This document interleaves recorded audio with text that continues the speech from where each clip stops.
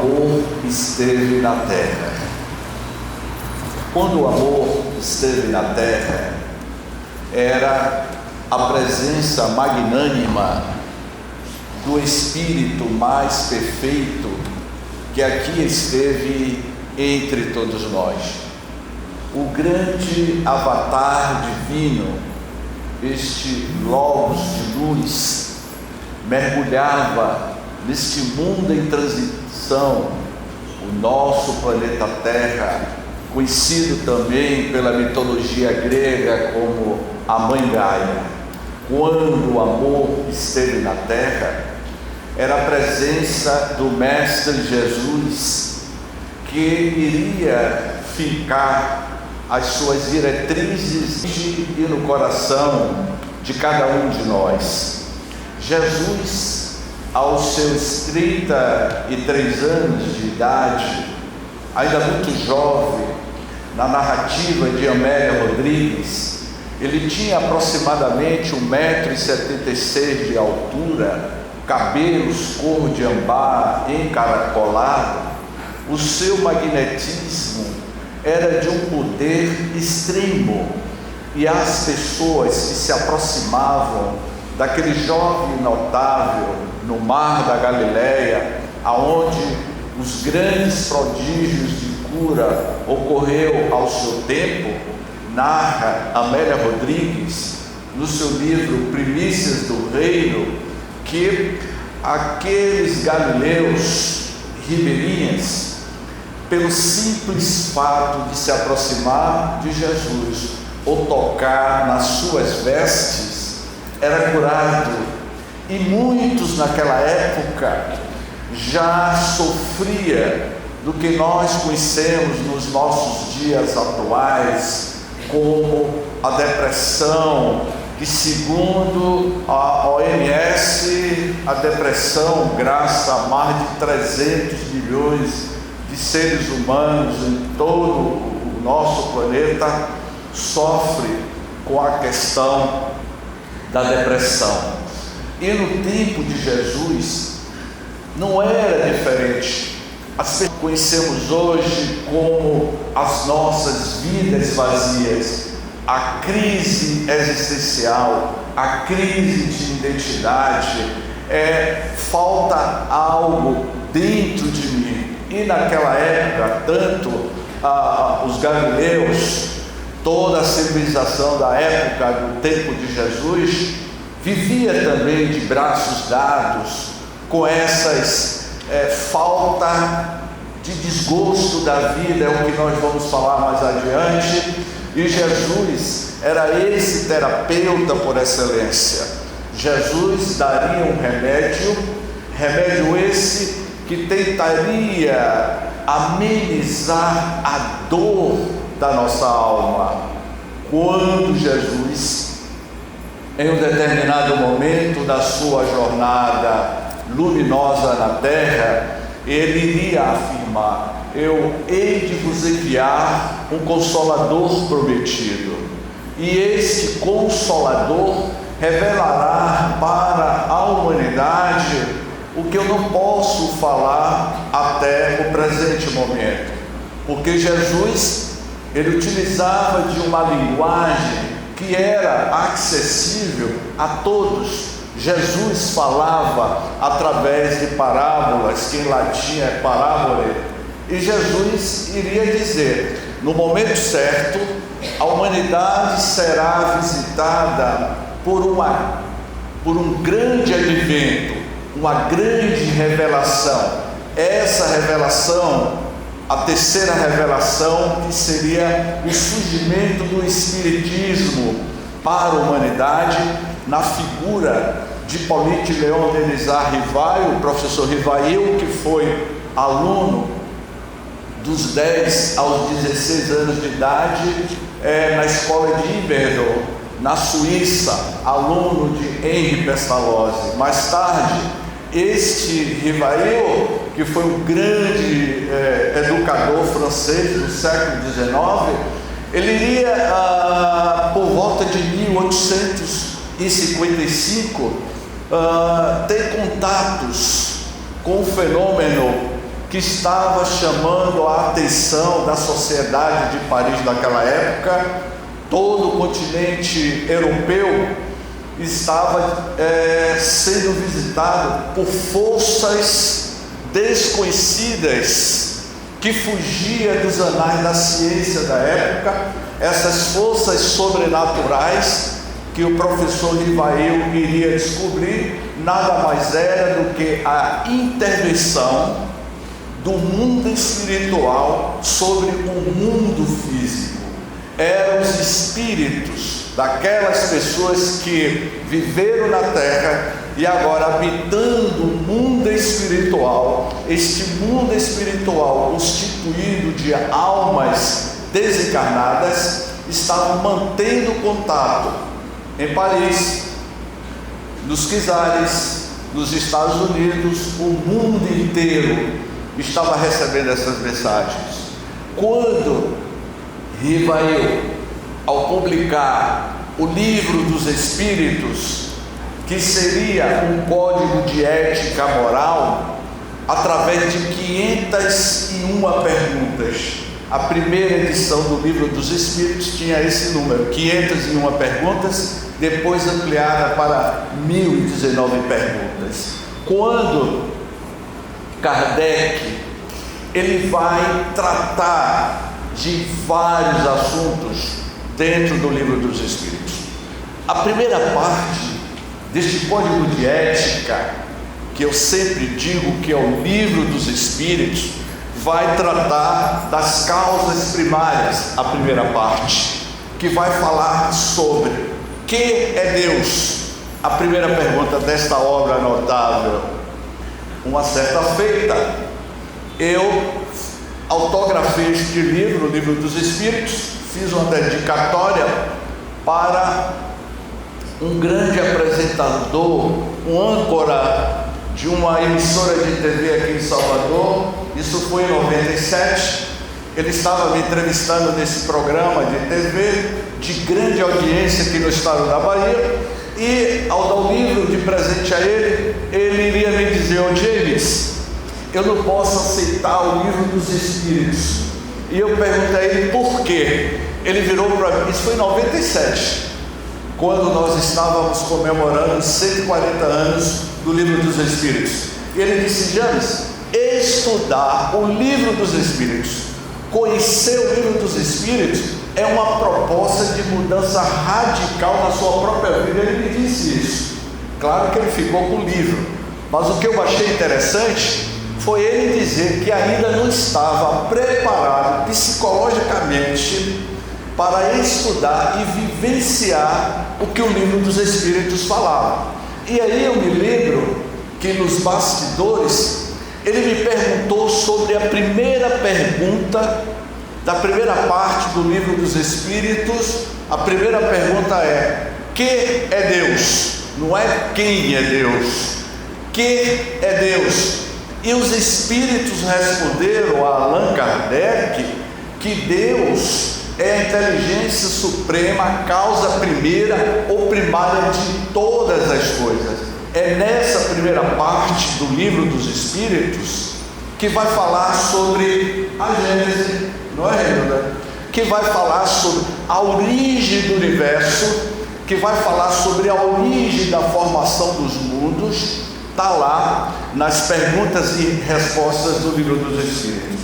A segunda parte desta obra, que esse âncora do programa me disse que era que o Livro dos Espíritos era um tratado de revolução na vida íntima de quem estuda, de quem analisa. Essa segunda parte vai tratar de um assunto chamado do mundo espírita ou mundo espiritual. Afinal de contas, quando eu deixar de existir em um corpo físico, para onde eu irei? Ontem, por volta das 10 da manhã, eu estava na rua, em uma oficina com o meu carro, quando o meu celular tocou, e do outro lado da linha um amigo disse: James, estou te ligando para lhe dar uma notícia muito triste. Eu vou dedicar essa palestra a este grande amigo nosso, que conviveu conosco desde a época do movimento juvenil espírita na década de 80. E ontem eu estava na rua, recebi uma ligação de que um grande companheiro do movimento espírita aqui no estado da Bahia, inclusive ele já esteve aqui várias vezes realizando palestras, viajei inúmeras vezes com ele pelo movimento federativo da Federação Espírita do Estado da Bahia, participamos várias vezes de congressos, de confraternização, já tivemos debates acalorados sobre a imortalidade da alma, da comunicabilidade dos espíritos. E ontem ele retornou à pátria espiritual, o nosso querido Gleidson Barreto. E essa palestra eu vou dedicar a ele. Então, ontem eu fiquei a pensar, no ano retrasado, em 2019, ele estava comigo no encontro fraterno de Salinas, das Margaridas, tem um encontro fraterno lá em Salinas. Nós estávamos no mesmo hotel, no mesmo quarto, dividindo o mesmo quarto, e a gente falando dos nossos projetos futuros. E quando foi ontem, ele partiu. E partiu para onde? Para o mundo espiritual. Claro que nós sentimos, porque todos nós, ainda na qualidade de criatura humana, temos os nossos sentimentos, temos as nossas emoções, nós nos apegamos.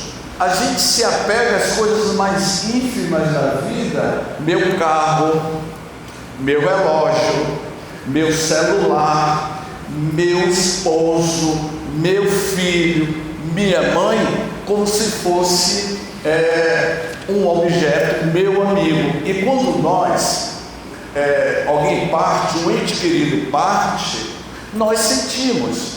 Então, o que eu estou querendo dizer com tudo isso, que a segunda parte do Livro dos Espíritos vai tratar do mundo espiritual, a nossa verdadeira pátria espiritual. O que eu disse assim, Gleidson está retornando à pátria espiritual, porque nós estamos na Terra em trânsito. Cada um de nós neste auditório está em trânsito. Eu estou tendo uma experiência enquanto criatura humana encarnada, mas amanhã eu retornarei para a minha verdadeira pátria espiritual, que é o mundo dos espíritos. Então, o Livro dos Espíritos, e aproveitando o marketing que Renilda fez da livraria, compre o Livro dos Espíritos e ajude a Casa do Caminho, e faça uma análise do Livro dos Espíritos.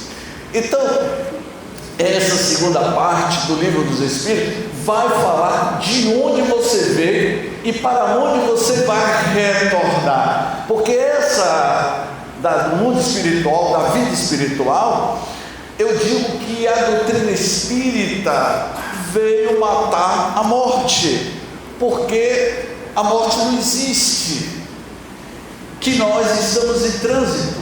Então, praticamente, essa segunda parte do Livro dos Espíritos vai tratar desta questão. A terceira parte do Livro dos Espíritos vai falar das leis morais da vida, o princípio ético e moral da sociedade. As leis morais da vida é um capítulo que fala relacionado ao Espiritismo, o Evangelho segundo o Espiritismo, que são as narrativas das parábolas de Jesus. O Evangelho é uma proposta de ética moral, e lá, essa terceira parte, os espíritos vão responder a Kardec de que a sociedade humana é regido por leis de acordo com o nível de evolução e maturidade da sua sociedade, da sua comunidade. E agora nós vamos falar do tema que eu fui convidado, que é desgosto pela vida. Ele aí vai deixar o último capítulo do Livro dos Espíritos, das esperanças e consolações. Seria mais ou menos assim: o que nos aguarda amanhã? Quais são as nossas esperanças para um novo alvorecer de uma nova era? Que nova era seria essa que cada um de nós estamos buscando? Eu sempre digo que este alvorecer de uma nova era começará no alvorecer do seu mundo íntimo. A nova era se desperta dentro de si. Então, esse capítulo das esperanças e consolações, Kardec vai tratar de um assunto muito delicado e que a Federação Espírita Brasileira, no início de 2000, iria lançar uma campanha nacional que nós participamos inúmeras vezes. Nós viajamos pelo interior da Bahia, levantando a bandeira em defesa da vida, não ao suicídio. E o suicídio, diremos que existe dois tipos de suicídio bem específicos. Aquele que a pessoa atenta contra a própria vida, e o autossuicídio, que é aquele que você brinca com a sua própria vida, como por exemplo, você vai ao médico e o médico lhe diz que você está com problema de pressão alta, mas mesmo assim, quando chega final de semana, não é, minha senhora, você vai comer um mocotó, vai comer uma comida salgada, você está atentando contra a sua própria vida. No século XIX, a década de 60 do século XIX, década de 50, 60, 70 do século XIX, em Paris, ou seja, de 1789 a 1792, com a queda da Bastilha, a Revolução Francesa, que iniciou em 14 de julho de 1789 e foi até 1790, 92 mais ou menos, e que 50 mil franceses em toda a França e em Paris foram decapitados. As próximas décadas do século XIX, que Kardec vai codificar o Espiritismo, os franceses daquela época viviam em uma depressão profunda que vocês nem imaginam. O índice de suicídio na França após a Revolução Francesa, a queda da Bastilha, quando a pessoa não era decapitada, morria de desgosto da vida. Então, diante desse cenário caótico que a França daquela época estava vivenciando, os espíritos iriam ditar a Kardec essa questão tão delicada para a sociedade daquela época. Hoje nós temos milhões de pessoas que sofrem de depressão, e ele, nesse livro, vai falar em 14 perguntas, que eu não vou ler aqui as 14 perguntas, tratar de um assunto que vai dizer por que nós nos sentimos como se algo estivesse faltando dentro de mim. Quem na vida não já teve um DP? Ou seja, fulano de tal está DP, está depressivo. Você pode ficar depressivo, mal-humorado, 1 dia, 2 dias, 3 dias, vamos botar 5 dias, mas passou e você está aí nesse estado recorrente, algo que não está bem dentro do seu mundo íntimo, e que você precisa buscar uma ajuda médica, e que você precisa buscar uma terapêutica espírita. E no final eu vou falar sobre 2 terapêuticas, de como você fortalecer a tua alma para não permitir que essas energias negativas, essas energias, como Kardec iria dizer na questão 459 do Livro dos Espíritos, é uma pergunta clássica e que todos os espíritas conhecem. Os espíritos influenciam em nossas vidas bem mais do que vocês imaginam. De ordinário, são eles que nos influenciam. Portanto, os espíritos estão constantemente nos influenciando. Essa influenciação se dá quando nós mudamos o nosso pensamento. O pensamento cria a vida que procuramos. É o pensamento, é essa sinergia, esta máquina fantástica, maravilhosa, que é o nosso pensamento, que vai atrair companhias simpáticas ou companhias desagradáveis, que vai conviver no nosso psiquismo espiritual e vai sim interferir espiritualmente na nossa vida, que nos leva e que pode nos levar, no primeiro estágio, a uma depressão, e no terceiro estágio, no segundo estágio bem avançado, um suicídio. Então Kardec, eu vou pegar a folha do meu livro, que já é tão antigo que eu só tenho uma folhinha aqui. Então, 36 anos usando o livro, né, Renilda? Então o livro soltou as páginas. Então, tem uma pergunta 943 que diz assim: de onde nasce o desgosto da vida, que sem motivos plausíveis, sem motivos aparentes, se apodera de certos indivíduos? Como eu falei anteriormente, deve ter uma origem, deve ter uma matriz. Hoje, nós, nesses últimos 3 anos, praticamente, caminhando para 3 anos, com esta pandemia que ceifou milhões de vidas e levou milhares de pessoas a mergulhar no seu mundo íntimo, a se auto-questionar, a ficar em depressão. Milhares de pessoas perderam a vida, tirou a própria vida porque achava que a vida não tinha mais sentido.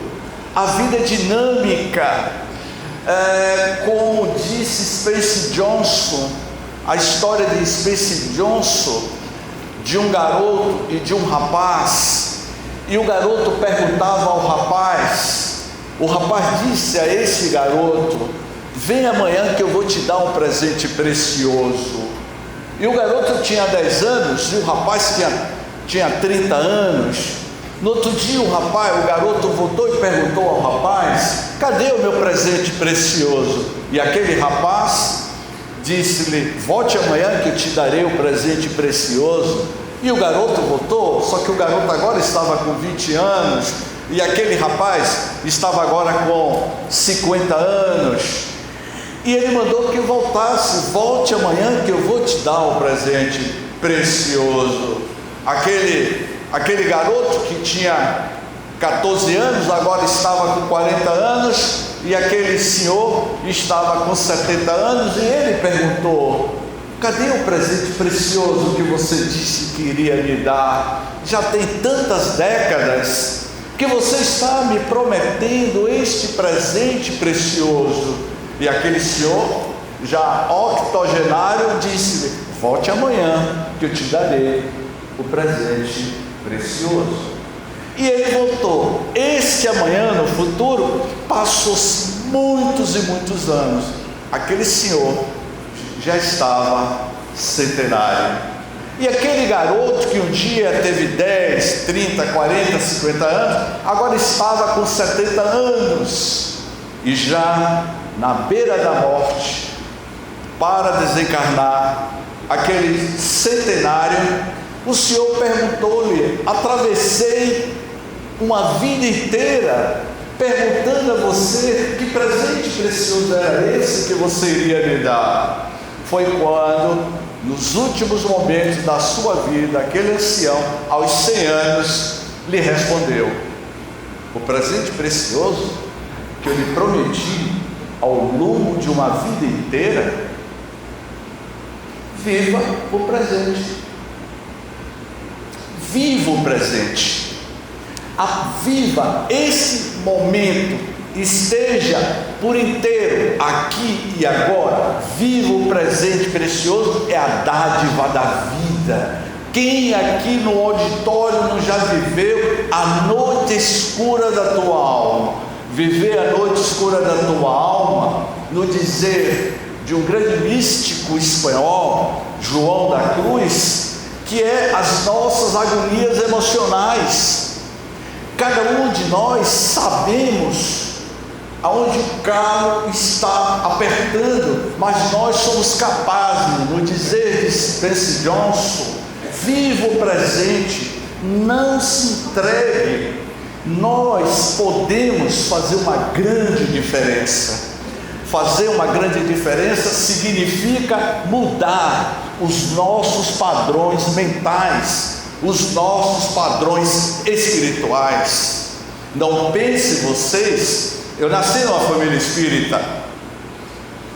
Meu pai fundou o Centro Espírita Humberto de Campos em 1970. Aos 5 anos de idade, peço licença a vocês para uma experiência pessoal, que aí eu vou falar na prática, uma experiência pessoal dessa fase que a gente passa, desgosto da vida. Na prática, que eu tenho certeza que muitos de vocês já vivenciaram essas experiências e já superaram. Eu nasci numa família espírita. Com 5 anos de idade eu já estava na evangelização espírita. Aos 17 anos eu já realizava as minhas primeiras palestras espíritas. Portanto, eu sempre tive uma vida dedicada à divulgação da doutrina espírita. Só que em 2005 eu fui surpreendido pelo bicho papão da depressão. E aí, em 2005, eu comecei a ficar melancólico. E aí eu resolvi ler o livro Memórias de um Suicida. Imagine só, eu com depressão resolvi ler o livro Memórias de um Suicida. Foi quando, naquela época, eu já fazia palestra, enfim, eu resolvi buscar uma ajuda. Fui ao médico e o médico me deu um diagnóstico: senhor James, você está com depressão. Quando ele me disse que eu estava com depressão e que me passou aquele remédio do tarja preta, o ansiolítico, eu olhei para a cara do médico e disse: eu com depressão, doutor? Sim, o seu estado é um estado de depressão, porque pelo que você está narrando, você está com depressão. E a gente sabe que a depressão, quando não é tratada, ela leva a pessoa ao suicídio. Vocês sabem perfeitamente disso. Aí eu disse: não, doutor, eu não estou com depressão. E ele disse: você está com depressão? E aí eu disse: doutor, se o senhor continuar dizendo que eu estou com depressão, eu vou ficar com depressão, porque eu não me sinto com depressão. E aí ele me deu a receita do tal do tarja preta. Eu saí com a receita no bolso e passava, na época era farmácia Santana. Eu disse: eu não vou comprar, porque eu não estou. Eu vou buscar uma ajuda terapêutica e espiritual. E aí Na época, eu busquei uma casa espírita aqui em Salvador, onde neste centro espírita tem um grande fundador dessa instituição, conhecido no meio espírita baiano, no Brasil e no mundo. Ele é conhecido no mundo inteiro. E aí eu resolvi fazer um tratamento, entrei na fila para o atendimento fraterno desta instituição, e quando eu estou na fila,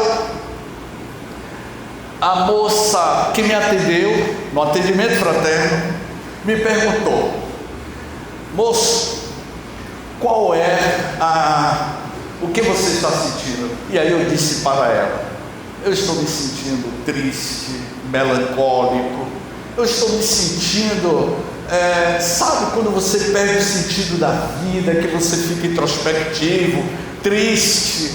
Eu estou me sentindo. E ela não me conhecia, graças a Deus que essa atendente fraterna não me conhecia, porque naquela época as pessoas já me conheciam no meio espírita, e eu estava rezando que a pessoa que fosse me atender não me conhecesse, para não haver nenhum tipo de interferência. Foi quando ela me perguntou se eu era espírita, se eu já tinha lido algum livro espírita, alguma obra espírita. Eu disse a ela que já tinha lido o livro dos Espíritos e que estava lendo. Eu vou até beber água.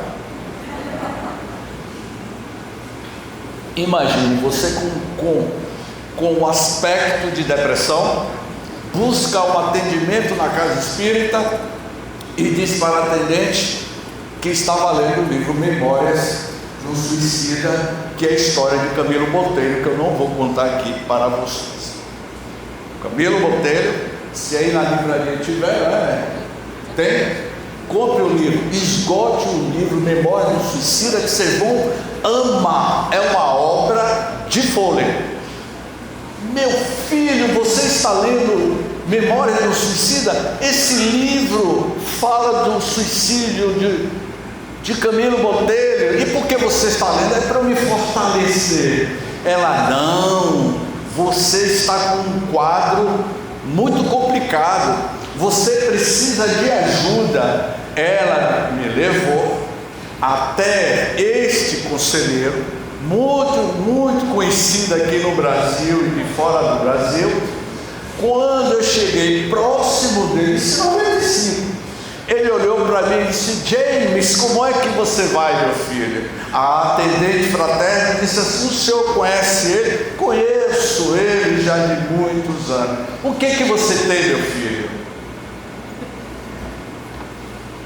Porque as pessoas acham que o padre não tem depressão, que o pastor não tem depressão, que um palestrante, um expositor, um orador espírita não tem depressão, com todo o conhecimento que você tem. Claro que tem.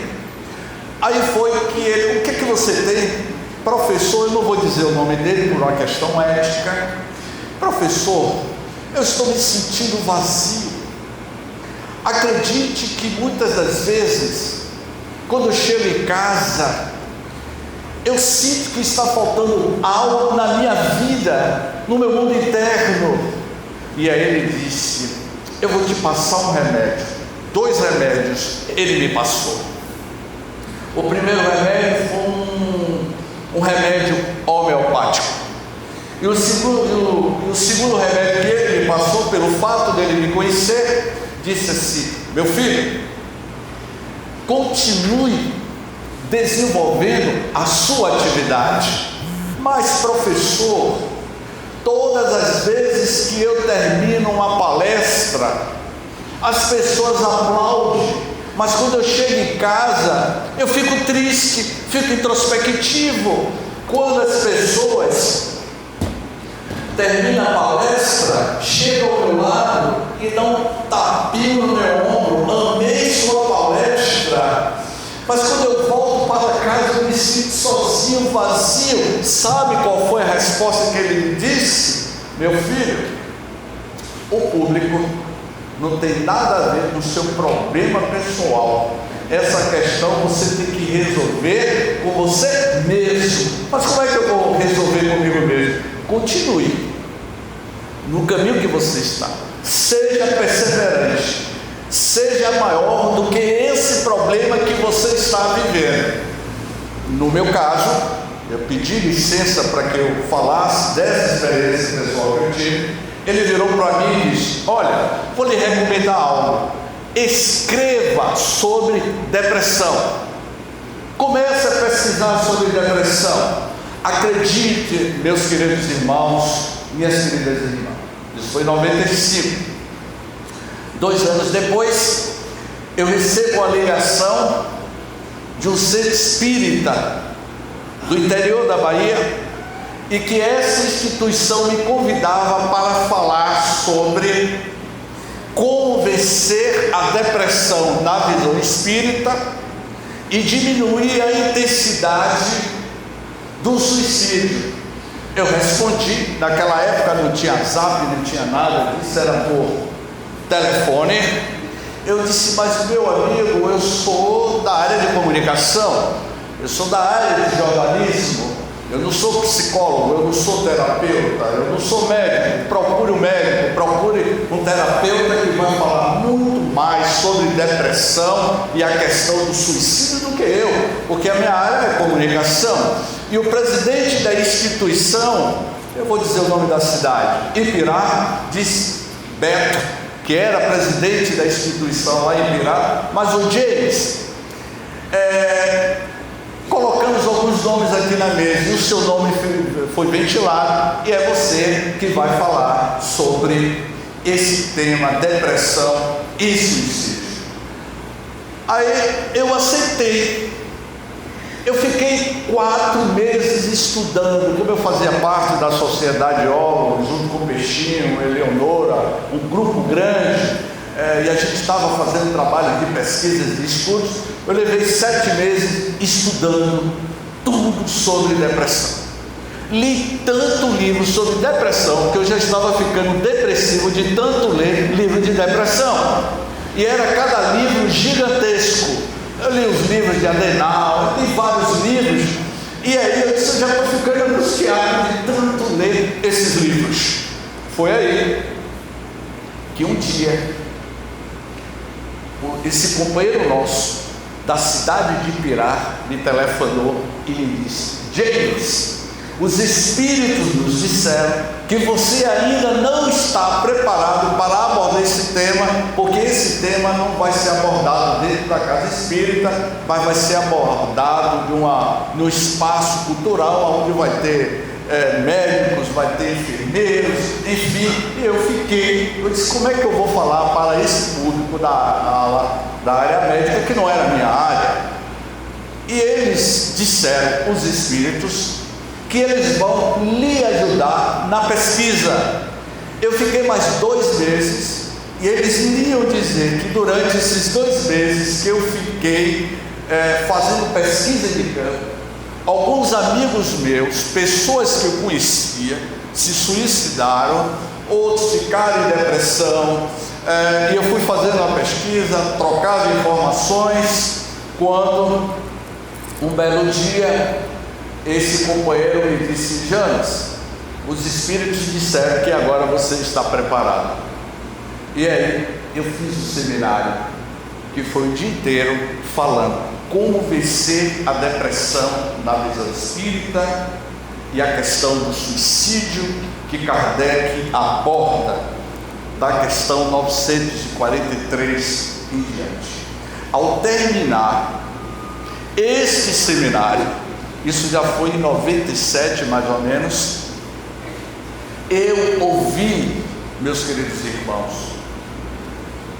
uma voz dizendo na minha consciência: agora, pegue todo esse conteúdo que você apresentou e transforme em um livro. Faça um livro falando como vencer a depressão, falando do desgosto da vida, e no último capítulo você vai falar sobre o valor terapêutico do perdão, o valor da gratidão, a psicologia da gratidão como autocura. cura, na neutralização desses pensamentos negativos. E quando eu terminei, eu resolvi escrever, não livro, porque ler livro de depressão, aquele livro de 200 páginas, eu não recomendo a ninguém, porque você fica depressivo. Aí, nós não temos o anjo da guarda, não temos um mentor espiritual. Todos nós que estamos aqui neste auditório temos um mentor espiritual, um anjo da guarda, um espírito protetor que está sempre nos auxiliando nos momentos de alegria, como também nos momentos de tristeza. Foi quando o mentor espiritual, irmão Germano, meu mentor espiritual, me disse: meu filho, em vez de você escrever um livro grosso, faça um livreto com informações cirúrgicas, bem básico, para que as pessoas entendam o que significa o desgosto da vida. E aí, naquela época, eu escrevi um opúsculo que só me sobrou esse livreto: Como Vencer a Depressão na Visão Espírita, que já está na edição número 2, já esgotado. O que eu quero dizer com tudo isso? Que todos nós somos capazes de superar todas essas questões quando Kardec recebe a resposta dada pelos Espíritos na questão 943, quando ele diz: efeito da ociosidade, da falta de fé e também da saciedade, a falta de fé. E eu comentava ontem, Renilda, naquele programa que você participou, que o tema ontem do programa foi o valor terapêutico do perdão. E dentro dessa temática que nós abordamos ontem, eu dizia que o perdão, o auto-perdão, é um remédio terapêutico para tentar cicatrizar, amenizar as nossas angústias. O auto-perdão, porque muitos de nós somos juízes, advogados e carrascos de si mesmos. Então, perdoar significa melhorar o seu estado de ventura. E aqui dentro deste nosso opúsculo, ou livreto, não é? Eu comento, libertando-se da depressão, o desgosto da vida, o perdão, uma opção real da felicidade humana. A resposta que ele deu a Pedro, de que deveríamos nos perdoar 70 vezes 7 vezes, tipifica que era o diálogo de Jesus com Simão Pedro, que o perdão deve ser uma praxe do ser humano e que não haveria limites. Sabe por que nós estamos doentes? Eu não sou doente, eu estou doente. E tem um livro que me fugiu o nome do autor agora, A Doença como Caminho, e chegamos a uma conclusão que todo problema humano, desde os primórdios da história da humanidade, é essa questão de não saber perdoar. O perdão, vai dizer Mateus, em 1994, iria criar o Instituto Internacional do Perdão. Quem é doutora Stephanie Mateus? Uma psiquiatra, psicanalista norte-americana. E ela teria na sua clínica pacientes que guardavam mágoas, ressentimentos, ira, a raiva, e pessoas que têm esses sentimentos vai desenvolver direta ou indiretamente alguma doença emocional, e que essa doença pode levar a depressão, ao suicídio. Portanto, quando Jesus disse-nos que perdoar sempre que o perdão é o remédio da alma. E aqui eu já finalizo com essa campanha no dia 10 de setembro, o Dia Nacional da campanha do Setembro Amarelo em defesa da vida. E no livro de Joana, que eu cito aqui, ela fala sobre amor-terapia. É esta palavra, amor-terapia, é que nos falta. E ela diz assim: a conquista do amor é resultado de processos emocionais amadurecidos, vivenciados pela conquista de si mesmo. Essa conquista desse nosso processo emocional, desta onda gigante que vem abatendo sobre a humanidade. Quem aqui no auditório não já teve alguém, algum conhecido que tirou a própria vida? E que os espíritos responderam a Kardec que é uma questão da falta de fé. Do tamanho de um grão de mostarda removerá as grandes montanhas, os grandes Everestes que existem dentro de cada um de nós. Tenha fé, tenha convicção em si mesmo.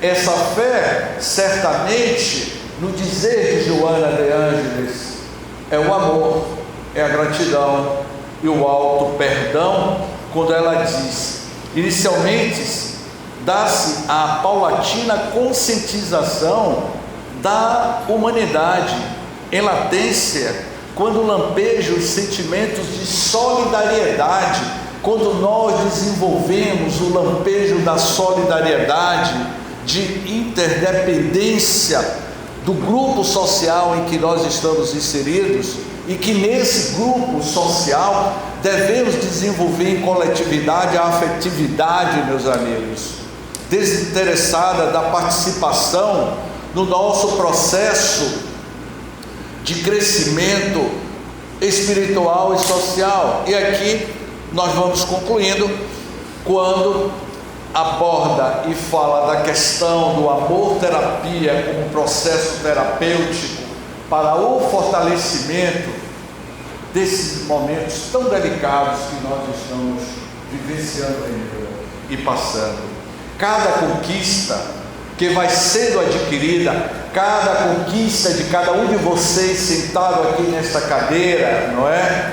Enseja a maior perspectiva de possível desenvolvimento, enquanto as suas necessidades de cada um de vocês, vamos falar assim, da sua evolução, desenham mais amplos espaços de movimentação emocional. O que nos falta é nos envolvermos mais emocionalmente. E aqui ela vai concluindo: o pensamento irradiando essa onda de simpatia afetuosa estimula os nossos neurônios. Quando eu estava com 17 anos, eu fui na Seitonoe, ali no teatro do colégio. É para tirar foto, eu fui no colégio do teatro do ICEA, senhora fotógrafa, e o preletor da Seitonoe pediu que todo mundo levantasse e desse uma boa gargalhada, que todo mundo... Está tirando a foto? Hã? Oi? Está tirando? É para vocês darem gargalhada, que faz parte do processo terapêutico do que nós estamos falando. Então o preletor da Seitonoe iria falar do risoterapia. Esse risoterapia vai estimular os neurônios, a produção de enzimas saudáveis que respondem pela harmonia do nosso sistema nervoso simpático e o estímulo das nossas glândulas de secreção endócrina, superando as toxinas de qualquer natureza. Já tirou a foto? Ah, é? Então vou ficar aqui na frente para ficar mais bonito. fazendo isso para que vocês virem, sabe? Né? E faz parte aqui sabe? Porque falar de suicídio, eu não vou narrar pessoas se suicidando, jamais. Tira a foto logo, eu estou aqui. Então, isso tirou? Uma salva de palmas para ele.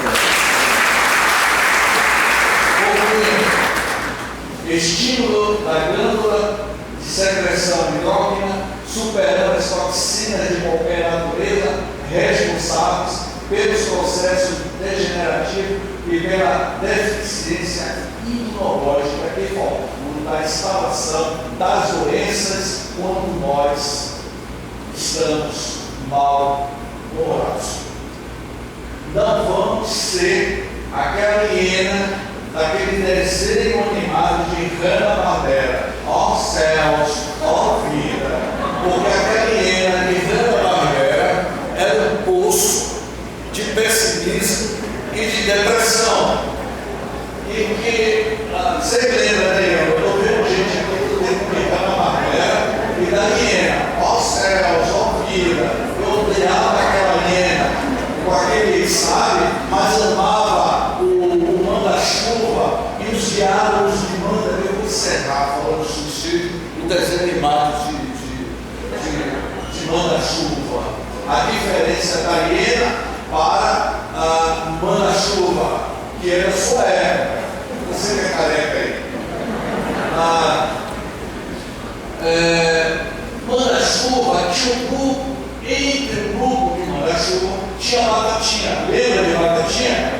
Pequenininho, gordinho, e que tinha um guarda belo que vivia perseguindo os guetos da cidade de Nova York, em desenho. E teve um dia que Batatinha virou para o manda-chuva, mas manda-chuva, nós não temos nada para comer hoje. E o que nós vamos fazer? Porque o guarda belo sempre estava perseguindo. Ele nunca tinha cara de uma pessoa introspectiva. Lembra da cara do chegar em casa? Entre no YouTube que tem lá o desenho animado do manda-chuva. Manda-chuva nunca estava de cara amarrada. Ele nunca estava triste. Ele sempre tinha uma palavra de estímulo, de autoafirmação. Mesmo o grupo passando dificuldades, nos momentos mais difíceis da vida da turma, dos gatos de manda-chuva, ele sempre estava otimista diante dos grandes desafios que ele passava. Portanto, eu deixo aqui, nesse setembro amarelo, que possamos, meus queridos irmãos, cada um de vocês, que tenha uma autoafirmação dizendo: eu me amo, eu me adoro. Amar a Deus sobre todas as coisas, como ao próximo, como a si mesmo, significa: ame a você mesmo, tenha dignidade com você mesmo, respeite a si mesmo, tenha essa autoafirmação: eu me amo para que eu possa amar o próximo. Eu preciso amar a mim mesmo, eu preciso estar de autoestima. Agora, amando a mim mesmo e respeitando, tendo dignidade comigo mesmo, agora eu vou amar o próximo, eu vou amar o outro, porque amar o outro é a extensão dos sentimentos que eu já adquiri. E amando o próximo, agora sim, eu vou amar a Deus, porque amar a Deus é amar a si mesmo, na sua autoafirmação, na sua autoestima, e amando o próximo. É a consequência da conquista espiritual interior e da iluminação interior de cada um de